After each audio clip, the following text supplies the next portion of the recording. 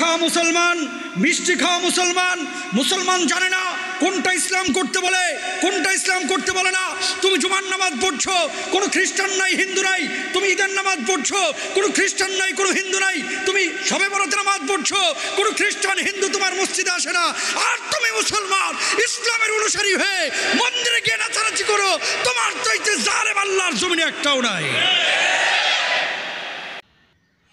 তো বন্ধুরা, আপনারা দেখলেন মৌলভী সাহেবের বক্তব্য। এই মৌলভী সাহেবকে, এই ধরনের মৌলভী সাহেবকে আমাদের পূর্ণ সমর্থন রয়েছে। আমি বলবো এই প্রথম উনি একদম খাঁটি, প্রথম কোনো মৌলভীকে দেখলাম আমার মতে উনি খাঁটি এবং পূর্ণ সত্য কথা বলেছেন। তার কারণ কি, কোনো হিন্দু, উনি ঠিকই বলেছেন তো, কোনো মুসলিমরা কী করে হিন্দুদের দুর্গাপূজায় আসে, মুসলিমরা হিন্দুদের যেখানে বিভিন্ন রকম যাগযজ্ঞ হয় সেখানে আসে, কিন্তু হিন্দুরা তো যায় না তাদের অনুষ্ঠানে। হিন্দুরা কিন্তু তাদের অনুষ্ঠানে যায় না। তো মৌলভী সাহেবকে আমি ধন্যবাদ জানাই। যে সমস্ত মুসলমানেরাও ভিডিও দেখছেন তাদেরকেও বলি, আপনারা মৌলভী সাহেবের কথা শুনে চলুন, দেখবেন হিন্দু মুসলিম গণ্ডগোল অনেক কমে গেছে। কারণ আমরা প্রায় সময় দেখতে পাই যে দুর্গাপুজোর সময় কি হয় না, শোনা যায় যে কোনো মুসলিমের ছেলে কোনো হিন্দু মহিলার সঙ্গে দুর্ব্যবহার করেছে, কোথাও হিন্দু প্যান্ডেলে এসে গণ্ডগোল করেছে।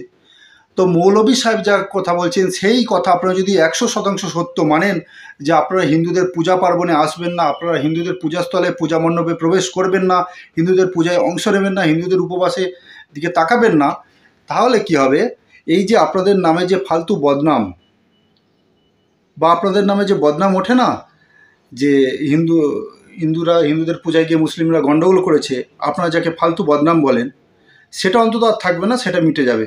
তো আপনারা যারা মুসলমানরা দেখছেন তাদেরকে বলবো, এই মৌলভী সাহেবের কথা, আমি এনার নাম তো জানি না, সম্ভবত উনি খুবই বিখ্যাত একজন মৌলানা, বাংলাদেশের মৌলানা বা মৌলভী হবেন।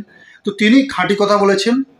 যারা মুসলমান আছেন তাদের না তো আমাদের মন্দিরে আসার দরকার প্রয়োজন আছে, না তো আমাদের পূজা মণ্ডপে আসার প্রয়োজন আছে, না তো আমাদের পূজাস্থলে পূজা মণ্ডপে যে কোনো পূজায় বার ব্রত অনুষ্ঠানে আপনাদের আসার কোনো প্রয়োজন নেই। উনি যে কথা বলছেন, মৌলভী সাহেব যে কথাগুলি বলছেন, সেই কথাগুলি আপনারা শুনুন।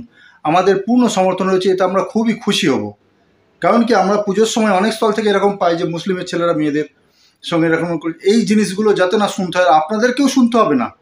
আপনারা যদি আসা বন্ধ করে দেন, তাতে করে কি হবে না, আপনাদেরকেও আর শুনতে হবে না যে কোনো মুসলিমের ছেলে সে হিন্দুদের সঙ্গে গণ্ডগোল করেছে। আপনাদের ধর্মের বদনামটাও কমপক্ষে হবে না, আপনাদের সম্প্রদায়ের মান সম্মান কমপক্ষে যাবে না। তো মৌলভী সাহেবকে এদিক থেকে আমার পূর্ণ সমর্থন রয়েছে। তো মৌলভী সাহেব, আপনি এই বক্তব্য রাখার জন্য আপনাকে আমি অনেক অনেক অনেক ধন্যবাদ জানাই।